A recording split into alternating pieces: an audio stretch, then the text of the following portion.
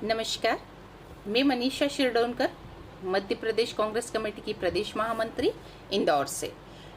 Speak of India में मैं आज दो विषयों को लेकर उपस्थित हुई हूँ। एक भारत और नेपाल का है, दूसरा लगातार 8 दिन से बढ़ते पेट्रोल डीजल के दाम पर है। हम पहला मुद्दा लेते हैं नेपाल और भारत पर। नेपाल ने अपने देश का नया नक्शा बनाया है और उसमें भारत के बहुत सारे गांव को शामिल कर लिया है। कहाँ तो हम कह रहे थे कि नेपाल को हम खदेड़ देंगे, परंतु नेपाल जैसा चुटकी भर देश, चूहे जैसा छोटा सा देश हमारी जमीन को हड़प रहा है, हमारे भारत की जमीन पर कब्जा करते जा रहा है। अंधे भक्तों, आप तो कह रहे थे कि मजबूत चौकीदारों के हाथ में पूरा देश सुरक्षित है।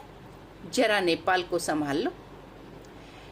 नेपाल भारत जैसे सक्षम देश को हर रोज आंखें दिखा रहा है, पर हम मन की बात करने से ही हमें फुर्सत नहीं मिल रही है। नेपाल देश अपने मंसूबों पर कामयाब होता जा रहा है और हम मन की बात छोड़कर हमारे देश की सुरक्षा पर ध्यान क्यों नहीं देते। मोदी जी, आपसे हम यही कहेंगे कि मन की बात बहुत हो चुकी है, अब कुछ देश की सुरक्षा की बात कर ली जाए तो ज्यादा अच्छा होगा। दूसरा मुद्दा हमारा है, लगातार 8 दिनों से पेट्रोल के भाव बढ़ रहे हैं। कोरोना जैसे महामारी में जनता पर दोहरी मार पड़ रही है, जिसकी वजह से जनता बहुत परेशान हो रही है।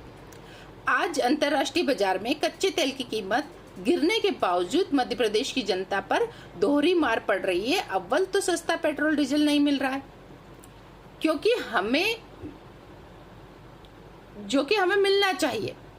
सामान्यतः 17 रुपए पेट्रोल डीजल हमको मिलना चाहिए। दूसरी बात, पूरे देश में सबसे महंगा पेट्रोल डीजल खरीदने के लिए हमें मजबूर होना पड़ रहा है, क्योंकि शिवराज सरकार मध्य प्रदेश में पेट्रोल डीजल पर संपूर्ण देश में सबसे ज्यादा टैक्स हम लोगों से वसूलती है। मध्य प्रदेश में जो हमसे टैक्स वसूला जा रहा है वो पेट्रोल पर 23 रुपए टैक्स वसूला जा रहा है और डीजल पर लगभग 16 रुपए हमसे टैक्स वसूल रही है शिवराज सरकार। सबसे ज्यादा महंगा petrol diesel Bharatiya Janata party शासित राज्यों में शिवराज जी को मिल रहा है, जबकि कायदे से 17 रुपए पेट्रोल डीजल मध्य प्रदेश की जनता को मिलना चाहिए। अंतर्राष्ट्रीय स्तर पर कच्चे तेल के दाम दिन प्रतिदिन कम होते गए, परंतु केंद्र सरकार के बम्पर टैक्स और मध्य प्रदेश सरकार के बम्पर टैक्स की वजह से हम लोगों को दोहरी मार पड़ रही है। शिवराज सरकार से हम मांग करते हैं कि पहले ही कोरोना जैसी महामारी ने अर्थव्यवस्था की कमर तोड़ दी है।